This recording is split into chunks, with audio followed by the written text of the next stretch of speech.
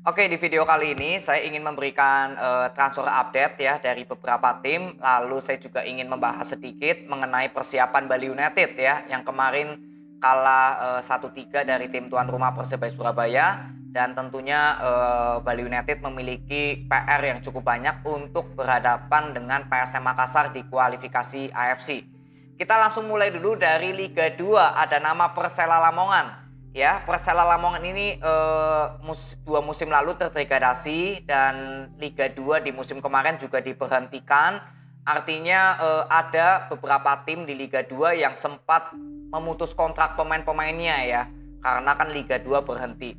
Dan artinya ada beberapa tim di Liga 2 yang mulai sekarang sudah mulai aktif lagi untuk mempersiapkan bulan November nanti ya, kalau nggak salah nanti Liga 2 akan resmi digulir. Dan salah satu tim tersebut adalah Persela Lamongan.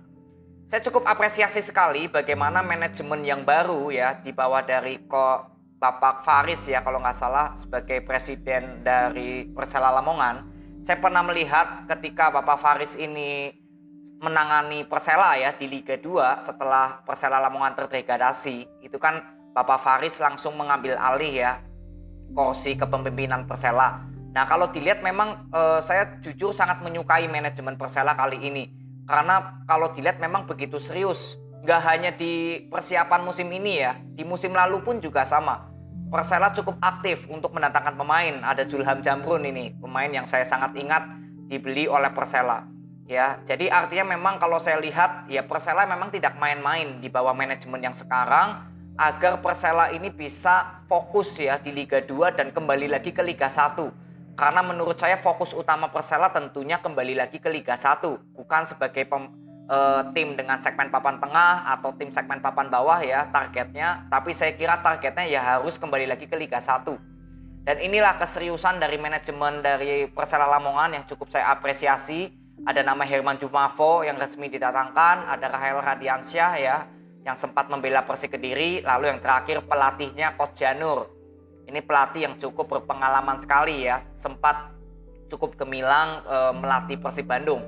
Jadi dengan pengalaman Coach Janur ya diharapkan para pemain Persela Lamongan bisa secepatnya lagi siap ya untuk melakoni Liga 2. Dan harapan saya Persela Lamongan di musim depan nanti ya, di 2 musim nanti Persela Lamongan bisa kembali lagi ke Liga 1. Ya, ini apresiasi yang saya berikan untuk Persela Lamongan, cukup bagus manajemennya, cara kerjanya, dan tentunya dengan waktu yang lama ini semoga Persela Lamongan bisa mempersiapkan diri lebih matang lagi. Ya, ini dari Persela Lamongan. Lalu next dari Persib Bandung. Ya, di sini Persib Bandung resmi mendatangkan Tirone Del Pino ya. Ini Tirone Del Pino pemain dari Spanyol ya, usianya 32 tahun, sebelumnya membela tim dari Thailand. Dan kalau melihat posisinya ini sebagai gelandang serang. Dan kemarin saya baru saja memberikan opini ya, bahwa Persib Bandung saya kira harus membutuhkan playmaker yang konsisten. Dan saya sangat berharap kedatangan Tirone Del Pino ini bisa memberikan kreativitas atau penampilan sektor tengah Persib Bandung, agar pada saat membuat serangan atau membuild up serangan ini bisa lebih kreatif lagi. Karena saya sudah berapa kali bilang ya, lini tengah dari Persib Bandung pada saat membangun serangan ini berapa kali tidak tampil konsisten di sektor tengahnya. Jadi semoga dengan kedatangan Del Pino ya, pilihan dari Luis Milla tentunya, ini semoga bisa cocok dengan skema Luis Milla, cepat beradaptasi, dan tentunya lini tengah dari Persib Bandung untuk membangun serangan ini semoga lebih kuat lagi daripada musim lalu atau bahkan pada saat dipegang oleh Robert Rene Albert. Ya, ini semoga Tirone Del Pino bisa sukses ya bersama dengan Persib Bandung. Lalu next kita bahas dari pertandingan Persebaya Surabaya dengan Bali United ya, di mana Persebaya Surabaya menang 3-1 atas Bali United. Dan tentunya di sini saya nggak akan berbicara masalah kemenangan Persebaya atau kekalahan Bali United. Tapi yang saya ingin bahas adalah bagaimana persiapan dan skema permainan yang diberikan dari Coach Aji dan Coach Teko sejauh ini. Sebelumnya saya sudah pernah bilang ya, bahwa saya sangat mempercayai Coach Aji sebagai nakoda tim Persebaya Surabaya. Sedangkan untuk Teko, jujur saja saya masih ragu apakah Teko ini bisa membawa Bali United di musim depan nanti bersaing untuk di 3 besar.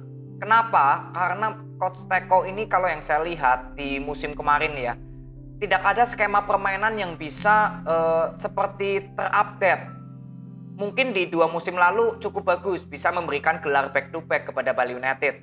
Tapi beriringnya waktu ketika PSM Makassar mendatangkan Bernardo Tavares, Persija mendatangkan Thomas Doll, Persib Bandung ada Luis Milla, atau tim-tim lainnya ya yang mendatangkan pelatih-pelatih asing. Artinya kan di sini perform dari kualitas strateginya Coach Teko ini kan tentunya harus diupdate ya atau diupgrade. Nah ini yang saya tidak melihat. Sama seperti pertandingan kemarin lawan Persebaya. Persebaya Surabaya dengan bola possession-nya itu jelas skema dari Coach Aji. Sedangkan untuk Coach Teko, jujur saya belum mengerti apa sih sebenarnya skema permainan dari Coach Teko. Yang saya hanya tahu Coach Teko ini hanya bermain long ball, mengandalkan skill individu dari pemain sayap. Ya seperti itu aja yang saya lihat. Makanya ketika berhadapan dengan Persebaya, walaupun memang ini bermain di kandang Persebaya, di depan ribuan pendukungnya Persebaya, tapi minimal kita masih bisa melihat cara permainan dari Bali United ini seperti apa. Kita nggak berbicara hasilnya menang untuk Persebaya atau kalah ya, tapi lihat cara permainannya. Bagaimana Persebaya Surabaya menurunkan pemain yang boleh dibilang ada Kadek Raditya pemain baru, Reva Adi ya boleh dibilang lah ya pemain baru juga ya. Lalu ada Ripal, ada Kasim Botan yang menciptakan gol, Wildan Ramdhani ya, lalu Via Valente juga nggak bermain ya, nggak dipanggil, lalu karena masih liburan mungkin ya. Lalu ada Paulo Victor juga yang masih di bangku cadangan. Artinya Persebaya Surabaya pun tidak memainkan pemain-pemain intinya. Tapi skema permainannya dari Coach Aji ini tetap berjalan, tetap solid. Nah ini ya, karena Coach Aji sudah memiliki skema permainan di mana para pemain harus mengikuti skema permainan. Sedangkan untuk Teko sendiri kalau saya lihat belum ada skema permainan yang terbentuk. Maka dari itu pemain-pemain dari Bali United pun seperti tidak tahu ya, yang saya lihat ya dari lawan Persebaya kemarin ya, seperti tidak mengerti bagaimana skema permainan yang diinginkan oleh Coach Teko. Mungkin ada persiapan dengan PSM Makassar yang membuat strategi Coach Teko tidak ingin terlihat ya. Tapi menurut saya ini nggak masuk akal juga kalau alasannya seperti itu. Bagaimana suatu tim bisa bermain tanpa ada skema atau tidak boleh bermain dengan skema dari pelatihnya. Ini kan jelas alasan yang gak masuk akal. Jadi kalau kita lihat dari cara permainan Persebaya dan Bali United, ya inilah yang saya bilang bahwa ya Bali United memiliki PR untuk Tekonya sendiri, bukan dari pemain atau komposisi pemain Bali United, tapi dari Tekonya sendiri yang harus bisa memberikan skema permainan kepada Bali United yang konsisten. Tito yang bisa bermain pun juga ya sangat kewalahan di sektor tengah. Ini pemain yang saya sudah bilang, Tito ini gelandang serang yang menurut saya cukup bagus. Itu pun juga nggak mendapatkan banyak support. Nah besok akan berhadapan dengan PSM Makassar. Ya tentunya Bali United harus, ya menurut saya harus mempersiapkan diri dari Tekonya sendiri. Skemanya akan seperti apa untuk berhadapan dengan PSM. PSM ini jelas ya di bawah dari Bernardo Tavares memiliki skema permainan yang bagus, yang terbentuk dan juga konsisten. Kita bisa lihat jumlah menciptakan gol dan kemasukannya dari PSM Makassar di musim lalu. Itulah bukti dari skema permainan Bernardo Tavares. Nah ini yang menurut saya harus dipersiapkan oleh Bali United, terutama dari Teko. Bagaimana bisa mengcounter strategi dari PSM Makassar, bisa mengerti saat bertahan, saat menyerang, lalu bagaimana untuk melakukan counter attack. Ini yang saya kira berapa kali menjadi andalan dari Teko ya, yaitu bermain counter attack.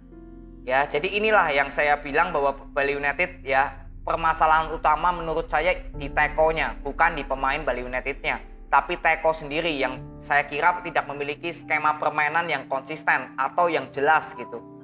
Ya, ini besok akan berhadapan dengan PSM di AFC ya, mungkin saya akan bahas di video selanjutnya aja ya, khusus untuk Bali United dengan PSM Makassar. Jadi ini aja video transfer update dan juga review ya pertandingan dari Persebaya dengan Bali United. Semoga bermanfaat. Terima kasih. See you.